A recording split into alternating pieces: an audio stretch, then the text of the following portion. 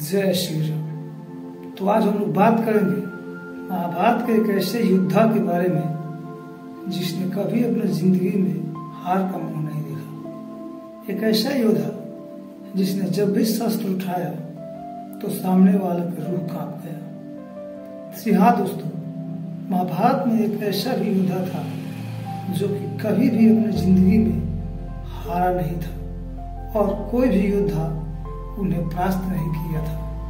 तो क्या आप लोग जानते हैं उस योद्धा को?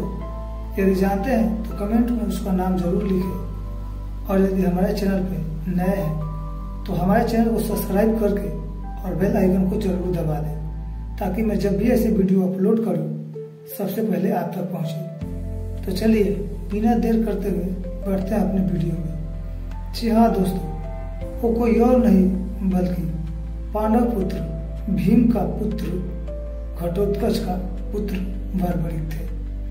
जी हाँ दोस्तों, आपने सही सुना कि वो योद्धा कोई और नहीं बल्कि बर्बरीक ही थे।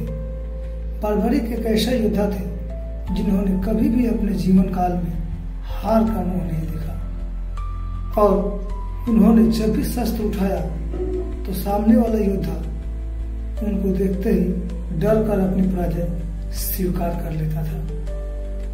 और ये ऐसा योद्धा थे जिन्होंने कभी भी अपनी शक्तियों को अपने फायदे के लिए इस्तेमाल नहीं किए। जब भी अपनी शक्तियों का इस्तेमाल किए तो इस सृष्टि और प्रकृति को बचाने के लिए ही इस्तेमाल किए थे या फिर किसी और के भलाई के लिए अपनी शक्तियों का इस्तेमाल किए थे।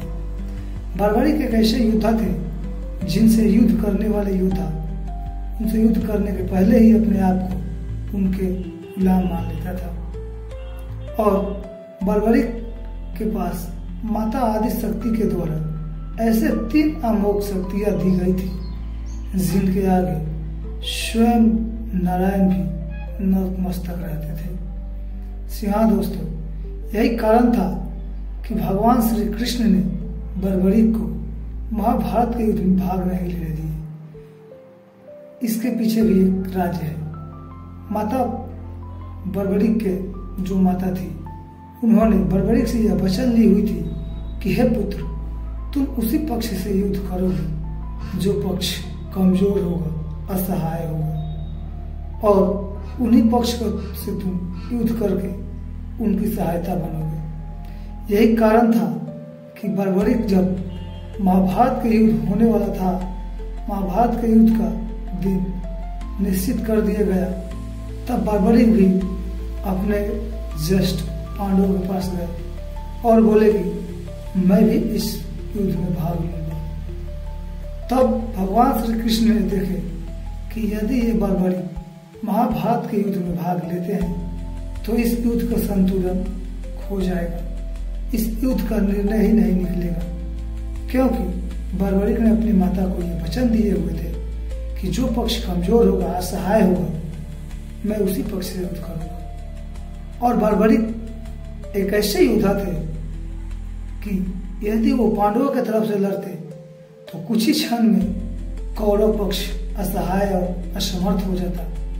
तो फिर ना चाहते हुए भी बर्बरीक को पांडवों के छोड़कर कौरवों के पक्ष में जाना पड़ता और फिर उधर से युद्ध करते तो ये पांडवों के पक्ष कमजोर और असहाय पड़ जाते, जिसके कारण बर्बरीक यदि महाभारत के युद्ध में भाग लेते तो महाभारत के युद्ध का कोई निर्णय ही नहीं निकलता। इसी के कारण भगवान श्री कृष्ण ने महाभारत के युद्ध होने से पहले ही बर्बरीक के पास गए और बोले, हे पुत्र, मैंने सुना है कि तुम्हारे ऐसे 3 पान हैं जो कि एक पल में ही अपने शत्रुओं का नाश कर देते हैं। तब बर्बरीक बोले, जी हाँ माधव, मेरे पास ऐसे 3 अमोघ शक्तियां पान हैं जिसके सामने स्वयं नारायण भी नहीं टिक सकते। तब भगवान श्री कृष्ण बोले कि मैं ये बात नहीं मानता, मुझे इसकी सत्यता दिखाना है, सत्यता जब तक नहीं दिखाओगे। तब बर्बरीक बोले कि हे भगवान, आप आज्ञा करें, मैं अपना लक्ष्य किस चीज को बनाऊं। तब भगवान श्री कृष्ण जहाँ खड़े थे वहीं पे एक बहुत विशाल बरगद का पेड़ था। भगवान श्री कृष्ण बोले कि हे पुत्र, तुम इस वृक्ष के उस हर एक पत्ते को भेद दो जो इस वृक्ष पे लगा हुआ है और जो इस वृक्ष से टूटकर नीचे गिर गया है। इतना कहकर भगवान श्री कृष्ण ने उस वृक्ष से एक पत्ते को तोड़कर अपने पैरों के नीचे दबा दिए और फिर बर्बरिक ने अपना बाण चलाया। बर्बरिक के बाण उस पेड़ के समस्त पत्तों को छेद कर भगवान श्री कृष्ण के पैर का परिक्रमा करने लगा। तब भगवान श्री कृष्ण बर्बरिक से बोले, पुत्र, ये आपका बाण मेरे पैर का परिक्रमा क्यों कर रहा है?